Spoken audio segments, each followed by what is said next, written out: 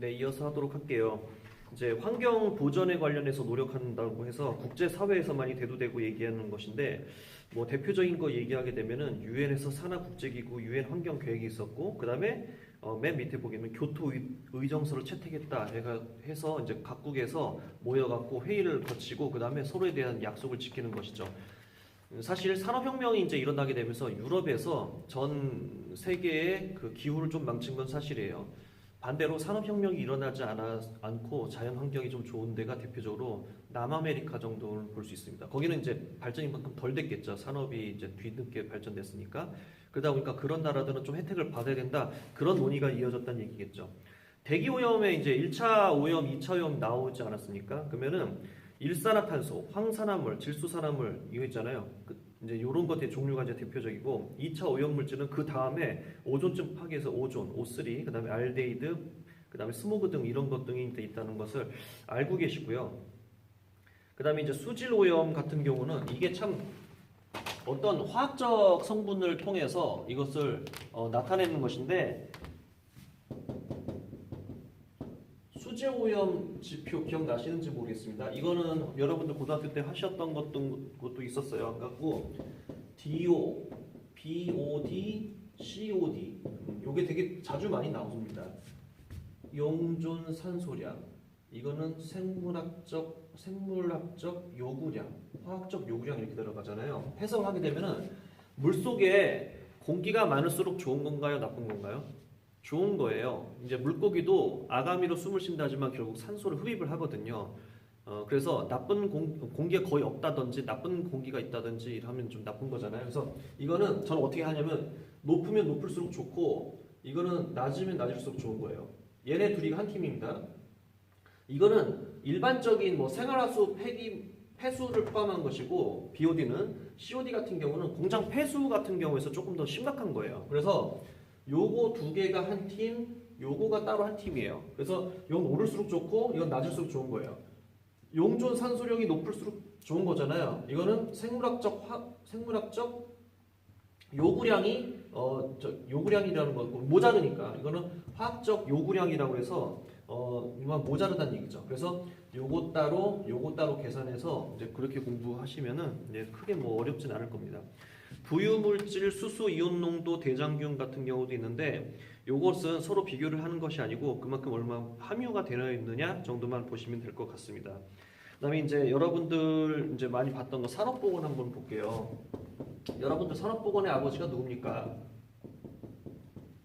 또 그냥 대답 안 하고 가만히 계시겠죠? 뭐 안 보여도 보입니다. 라마찌니, 이탈리아의 라마찌니. 여러분들 그 고중력 확발 할 때 이제 제가 써드렸던 것 중에 하나고 그 다음에 이제 1학년 때도 했었는데 이탈리아의 의사 라마치니라고 하는 분이 이제 그 저서를 썼죠. 노동자 그 다음에 산업보건에 대해서 질병과의 관계 이런 말도 있어요. 진정한 의사는 첫 번째 환자한테 하는 질문이 직업이 뭡니까? 라고 질문을 하는 거래요.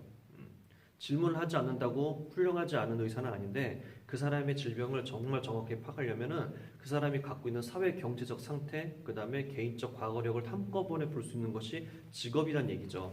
그래서 과거에는 뭐 이렇게 규폐증, 그 다음에 이제 그 중독증 같은 게 상당히 많았었겠죠. 산업보건이다 보니까 산업혁명이 때문에 일어났기 때문에 이게 시작이 됐어요. 그래서 직업성 질환 같은 경우에 보게 되면은 사실 이제 뭐 분진 이런 게 책에 많이 나오긴 하지만은 뭐 광부들도 요즘 많이 없고요 하다 보니까 그럴 일이 있겠어라고 하지만 그것 때문에 폐와 암과 관련해서 폐질환이 좀 많다 보니까 가장 첫 번째로 이제 많이 연구가 됐었어요. 지금은 3차 산업이라서 서비스 쪽으로 가잖아요. 그러니까 여러분들 그 전문의 자격 소지자 25개 중에 하나는 직업환경의학과 의사도 있다는 거 여러분들 알고 계셨으면 좋겠습니다. 제가 수업했을 때도 설명을 드렸는데 기억을 하실런지 모르겠습니다. 직업환경의학과 전문의라고 있습니다. 그런 분들은 이제 전문의 자격증이 다른 자격증에 비해서 조금 현저히 좀 작지만은 상당히 이제 중요한 부분을 연구하시고 진찰 진료를 하시는 분들이겠죠. 그래서 어떤 직업에 종사하기 때문에 발생하는 질병이라는 것을 알고 그 다음에 이제 뭐 온도, 그 다음에 그거 기후, 환경, 뭐 실외, 실내에 따라서 이게 질병이 걸린다라는 거. 그래서 이제 근로자 건강 진단을 하는 것이 또 이제 사무직 직원은 2년에 한 번, 사무직 직원이 아닌 자는 1년에 한 번이라고 하잖아요.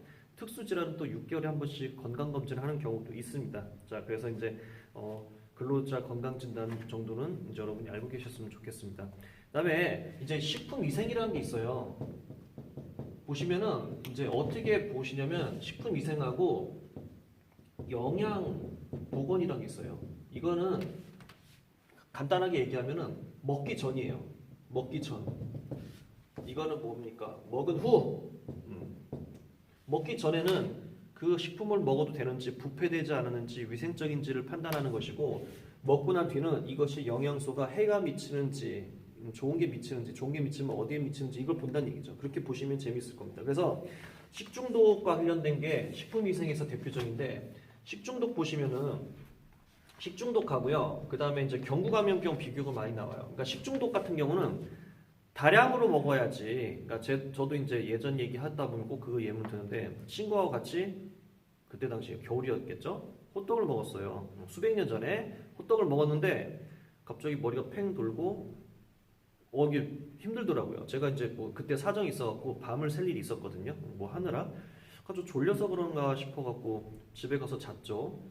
자고 났는데도 팽 도는 게 남아있는 거예요. 그런 적이 없는데.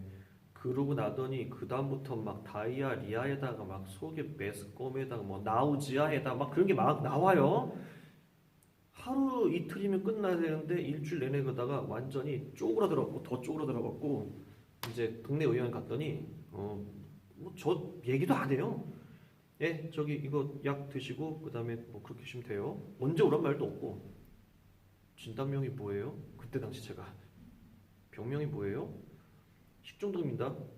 왜요? 저도 모르죠. 뭐 드셨는데요? 없어요. 호떡인가? 친구한테 전화했죠? 걔는 아무렇지도 않다고. 그러니까 그 친구한테는 소량이 들어갔다거나 했겠죠. 저한테 다량이 들어갔다거나 아니면 제가 뭐 못 견디는 뭐 면역이 약했다거나. 근데 감염병은 안 그래요. 소량만 침투가 돼도 그냥 확 그냥 걸린다는. 그 다음에 감염병 같은 경우는, 법적 감염병 같은 경우는 웬만하면 한번 걸렸다 그럼 그 다음에는 2차는 잘 안 돼요. 잘 안 돼요. 100% 안 된다는 말은 못하겠고 잘 안 돼요. 근데 식중독 한번 걸렸다 다음에 또 걸릴 수 있어요. 대신 사망률은 적겠죠. 그 다음에 법정 감염병의 사망률 높고 치명률이라고 하죠. 그런 차이가 있다는 것을 여러분 책도 보시면서 이제 조금 알고 계시면 될 것 같고요. 보건 영양에서 이제 뭐 단탄지 사사하고 이런 거 많이 하지 않습니까? 단탄지, 무비물, 3대 영양소, 5대 영양소, 6대 영양소, 그쵸? 그 다음에 4kcal, 4kcal, 9kcal를 먹으면 유지가 된다. 여긴 열량소, 그쵸? 열량소라고 하는 건 뭐냐면 이쪽을 많이 먹어야지 힘을 쓸 수 있다는 얘기고, 무비물은 많이 먹건 적게 먹건 관계없이 에너지를 쏟고 뭐 이거 관계가 전혀 없어요. 그래서 이제 운동선수들 봤을 때 여기에 가중치를 좀 더 주겠죠. 여기 기본만 들어가면 되니까. 비타민 같은 경우도 뭐 이제 수용성하고 지용성 기억하시죠? 수용성, 지용성. 수용성은 뭡니까?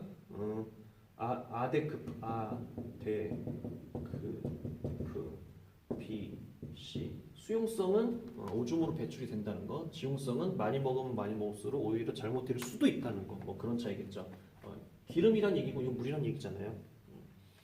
그 다음에 여러분들 이제 상식적으로 재밌게 봤을 때 나트륨, 칼륨, 칼슘, 마그네슘 이게 대충 어디에 소용되는지는 알고 계시나요? 저도 이제 가끔 이제 요거 전공을 했음에도 불구하고 가끔 기억이 잘 안 나는데 한번 볼게요. 나트륨 같은 경우 우리가 뭐 이제 소금 관련됐다고 얘기하잖아요. 열중증, 고혈압 관련돼 갖고 관련 주요 질병, 저 조절하라는 얘기겠죠. 칼륨, 칼슘, 이제 칼슘은 이제 그 뼈에 관련된 거고, 그다음에 칼륨은 식욕부진, 근육 경련돼 있으니까 이제 그 근육, 그러니까 힘을 쓰는데 관련에 도움이 주는 거겠죠. 마그네슘 이해했고 콩, 우유, 치즈, 그 다음에 뭐 육류 이런 것들이 조금 많이 영향이 미치긴 하네요. 그 다음에 비타민 A부터 K까지 있는데 여기는 비타민 A 같은 경우 여러분들 지금 거의 지금 대부분 20대잖아요. 근데 20대 학생들은 이제 눈이 되게 중요한데 안경 쓰는 학생부터 뭐 눈이 좋은 학생들 다양하게 있는데 눈은 계속 조금씩 나빠져요. 자기도 모르는 사이에. 언제까지냐면 30살 때까지. 30살 이후로는 그 시력이 딱 정확하게 끝나면 그 다음 잘 안 바뀐대요. 그러니까 여러분들 제가 이 얘기를 왜 하냐면요. 눈이 만약에 안경을 한 번 쓰면 계속 쓰니까 좋아지진 않아요. 수술하기 전까지는. 그래서 이제 당근을 좀 먹어라. 의외로 당근을 싫어하는 학생들이 좀 있어갖고 의외입니다. 그래서 이제 뭐 비타민 C는 감기 예방과 관련돼서 이제 뭐 괴혈병, 피부염 등이 있어갖고 우리 과일 같은 거 많이 먹으면 된다는 건 당연히 알고 계실 거고, 비타민 E 같은 경우는 여기 빈혈이라고 나와 있는데 불임증과도 관련이 있는 걸로 되어 알고 있습니다. 자, 그다음 영양 상대 측정 방법. 이제 저희 학생들한테 또 물어봐요. 가장 몸무게가 가장 쪘을 때가 언제냐? 그랬더니 대부분 뭐 고3 때라고 하고, 언제 가장 말랐냐? 그런 적은 없대요. 그냥 계속 지금 이 순간에도 찌고 있다는 거. 자, 여러분들은 건강하게 이제 유지 잘 하시면 되니까 괜찮습니다. 대표적으로 BMI가 있잖아요. BMI. 요거는 이제 자기 키에다가 그 다음에 이제 체중을 계산하는 것인데, 이게 웬만하면 잘해봤자 과체중이고 잘해봤자 저체중도 잘 안 나와요. 여러분들 제가 뭐 좀 말라 보인다고 하잖아요. 저 상당히 정상으로 나옵니다. 정상으로 나와요. 자, 여러분들도 대부분 정상으로 나올 텐데 한번 연습 삼아서 이 책을 보시면서 여러분들 BMI 한번 재보시고, 가우프 지수라고 하는 것은 시험 문제 굳이 나온다면은 2세 미만의 연령에서 사용하는 방법이다 정도만 알고 계시면 될 것 같습니다. 이왕 정리하시는 거 뭐 체질량 지수, 브로카, 가우프, 로렐 지수, 엉덩이 둘레비 같은 거 한번 해보시고 스스로가 비만이 아닌지 숙제 내실 때 정답으로 조금 내주셨으면 좋겠습니다. 자, 그래서 이번 또 이제 강의는 이렇게 마치도록 하고요. 여러분들 수고하셨습니다. 고맙습니다.